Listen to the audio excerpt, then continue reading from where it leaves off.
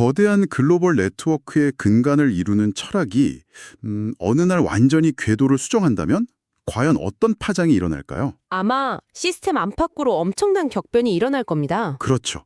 오늘 우리가 깊게 파헤쳐볼 주제가 바로 그 지점에 있습니다.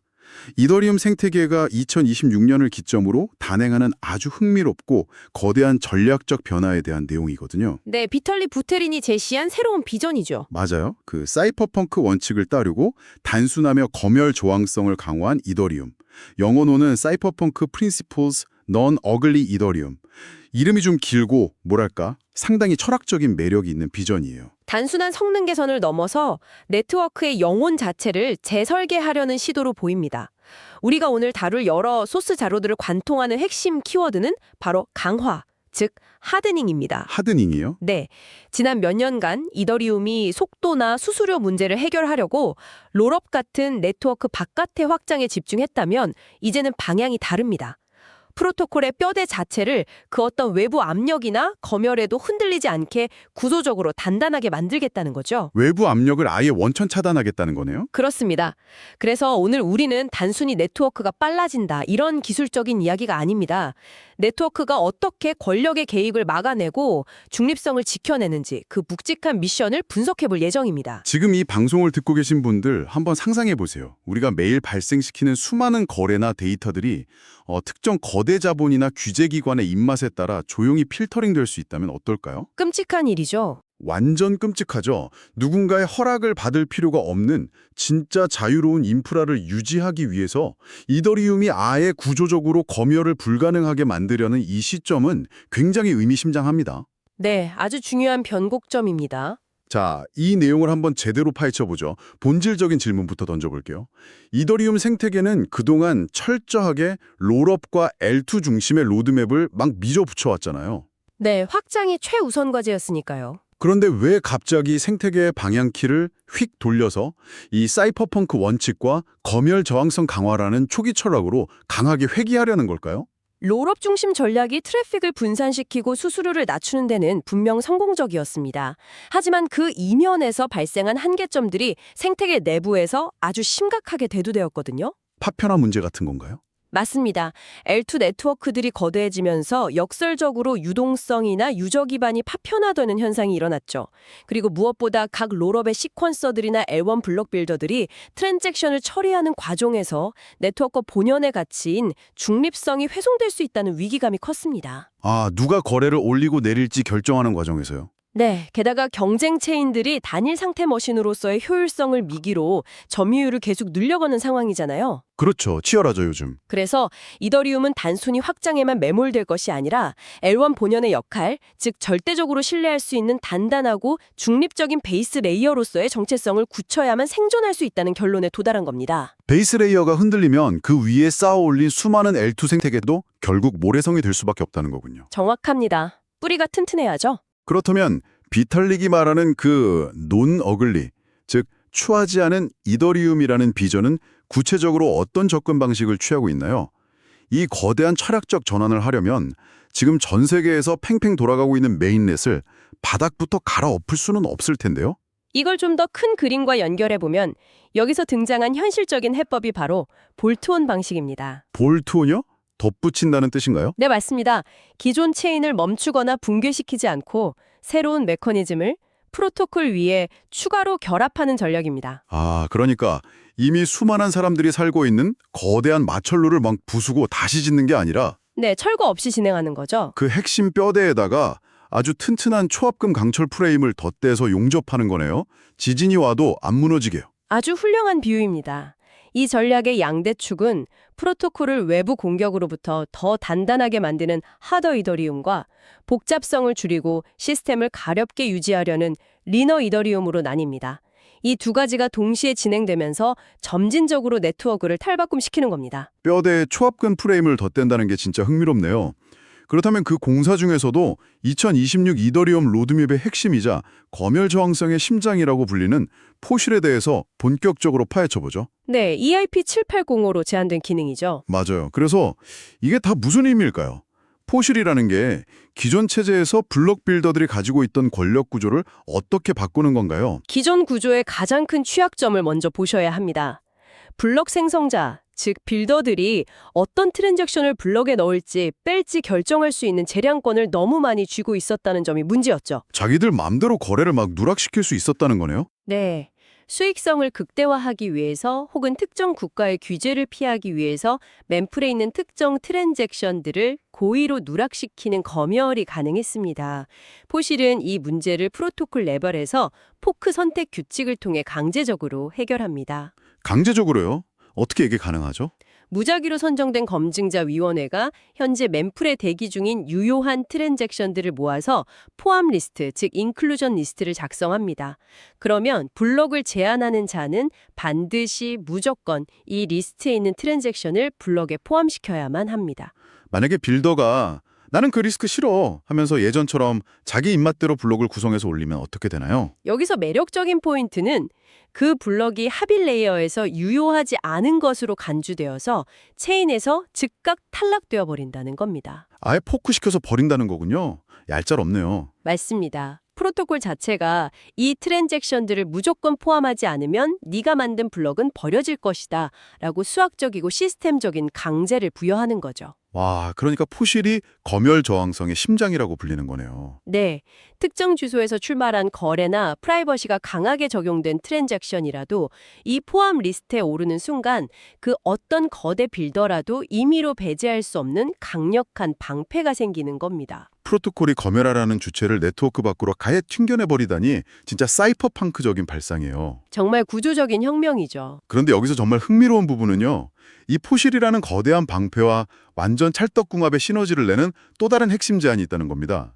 바로 EIP8141 네이티브 계정 추상화인데요. 네, 그 부분도 아주 중요합니다. 스마트워렛이나 멀티시그, 누군가 수수료를 대신 내주는 가스 스폰서 같은 계정 추상화 개념은 익숙한데 이게 네이티브 레벨로 들어온다는 건 완전히 다른 차원의 이야기 아닌가요? 환호성이 나올 만한 일인데요. 확실히 다릅니다.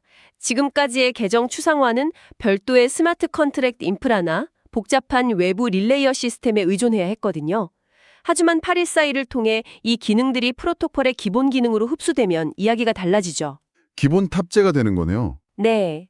양자 컴퓨터 공격을 대비한 양자 내성 키를 적용하거나 프라이버시를 극대화한 아주 복잡한 구조의 트랜잭션들이 중간자 없이 멤플로 직접 쏟아져 들어오게 됩니다.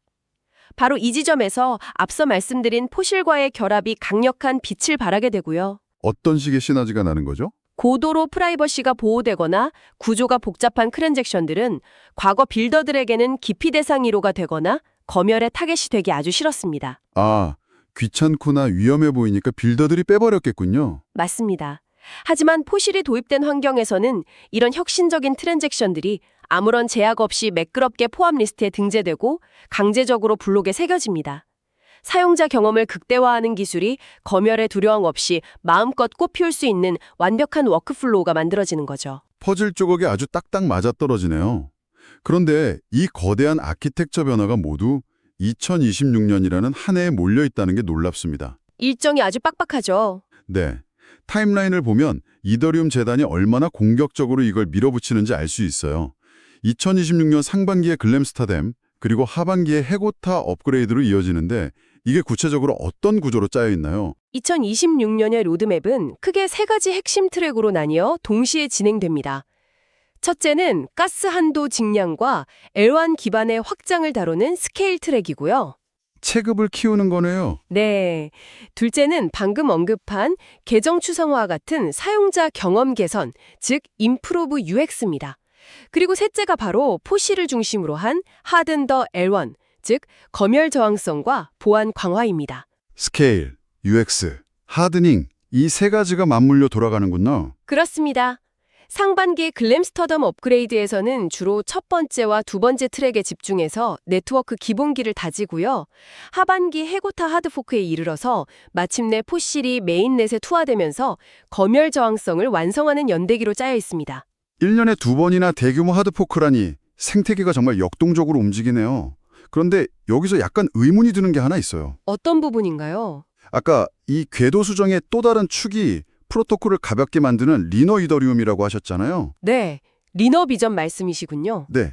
그런데 포실에다가 네이티브 계정 추상화까지 이 무겁고 복잡한 기능들을 계속 베이스 레이어에 우겨 넣으면 오히려 시스템이 엄청 복잡하고 무거워지는 거 아닌가요? 아주 예리한 지적입니다. 이더리움 진영에서도 그 프로토콜 복잡성 증가에 대한 기술적 우려를 명확히 인지하고 있습니다. 그래서 리너 비전을 달성하기 위한 장기적인 무기들이 로드맵 뒤편에 배치되어 있죠. 뒤에 숨겨둔 무기라 있군요. 그게 뭔가요? 가장 대표적인 것이 빔 체인 구상과 GK 네이티브 설계입니다. 합의 레이어의 구조를 영지식 증명 친화적으로 전면 개편해서 노드들이 무거운 연산을 직접 수행하지 않고도 암호학적 증명만으로 상태를 가볍게 검증할 수 있게 만드는 겁니다. 아, 암호학의 힘을 빌려서 무게를 걸어내는 거네요. 맞습니다. 심지어 장기적으로는 기존의 EVM 구조에서 벗어나 훨씬 단순한 리스크5 아키텍처로의 전환까지 진지하게 논의되고 있습니다. 당장은 복잡해 보일 수 있지만 궁극적으로는 시스템 자체를 날렵하게 진화시키려는 거죠. 철학적인 방향도 멋지지만 기술적인 설계도 정말 치밀하네요. 자, 지금까지 이 완벽해 보이는 로드맵의 밝은 면을 봤는데요. 이 지점에서 아주 중요한 질문이 떠오릅니다. 네, 찬반 논쟁에 대한 이야기군요. 맞아요. 소스 자료들을 깊이 들여다보면 현장에서 엄청나게 팽팽한 논쟁이 벌어지고 있거든요. 이 사이퍼펑크적인 검열 저하계성이 막상 현실 세계의 규제와 정면으로 부딪히는 지점이 있어요. 긍정적인 면만 있는 건 절대 아니더라고요. 그렇습니다. 이 논쟁은 특정 기술의 우위를 따지는 것을 넘어 생태계의 철학적 지향점과 현실적 생존이 부딪히는 아주 민감한 지점입니다. 포실의 도입으로 인해 가장 현실적인 공포에 직면하는 사람들은 다름 아닌 일반 노드 운영자들과 검증자들입니다. 왜 그런 공포를 느끼는 거죠? 앞서 설명드린 대로 포실은 유효한 모든 트랜잭션을 강제로 리스트에 포함시키지 않습니까? 그런데 여기에는 오펙 같은 특정 국가의 제재 대상 주소나 명백한 불법 자금 탈취에 연루된 트랜잭션도 포함될 수 있다는 게 문제입니다. 아, 바로 그 부분이군요. 만약에 검증자가 네트워크 규칙을 지키려고 그 제재 대상 트랜잭션이 포함된 블록을 검증하고 서명해버리면 네, 현실 세계의 관할권에서 규제 위반으로 심각한 법적 처벌을 받을 위험에 노출되는 거죠. 시스템의 룰을 지키면 현실의 법을 어기게 되고 법을 지키려고 그 거래를 빼버리면 시스템에서 포크당해서 쫓겨나고 완전 진퇴양난에 빠지는 거네요. 검증자들 입장에서는 엄청난 부담이겠어요. 정확하게 그 딜레마를 지적하는 비판이 쏟아지고 있습니다.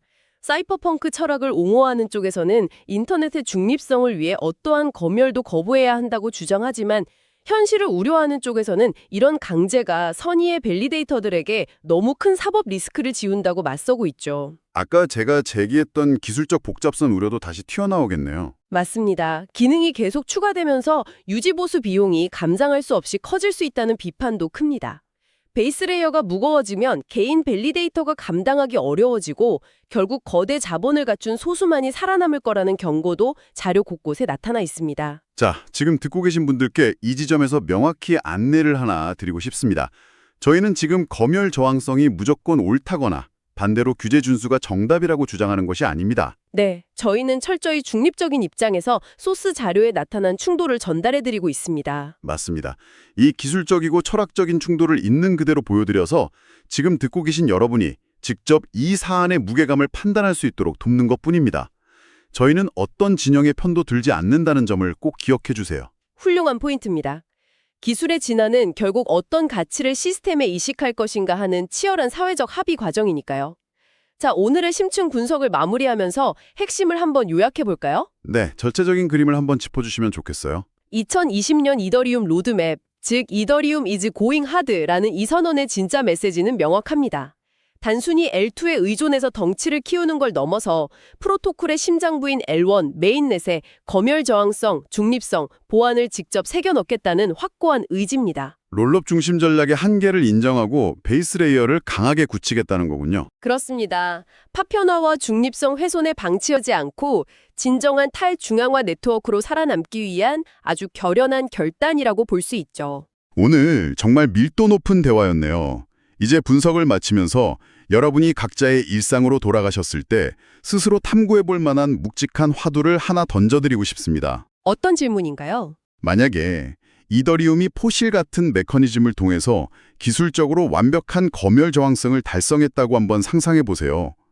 기술적으로는 완벽해졌는데 앞서 말한 그 현실적인 법적 두려움 때문에 평범한 개인들이나 소규모 노드 운영자들이 무서워서 줄줄이 운영을 포기하게 된다면 어떻게 될까요? 법적 방어 능력이 없는 사람들은 떠날 수밖에 없겠죠. 그렇죠. 결국 막강한 자본과 거대한 법률팀을 갖춘 극소수의 기관들만이 리스크를 감수하며 노드를 독점하게 될 텐데 모두를 위한 기술적 탈중앙화가 오히려 참여자들의 극단적인 중앙화를 부르는 이 뼈아픈 역설이 발생하지는 않을까요? 완벽한 시스템이 참여의 다양성을 해칠 수 있다는 그 역설적인 시나리오는 탈중앙화를 꿈꾸는 모두가 직면해야 할 가장 본질적인 질문이네요. 기술 발전 속도만큼 우리가 감당해야 할 철학적 무게가 정말 무거워지는 것 같습니다. 2020년에 이더리움이 이 거대한 모순을 어떻게 돌파해 나갈지 끝까지 지켜봐야겠습니다. 마지막에 시청해주셔서 감사합니다. 마지막에 시청해주셔서 감사합니다.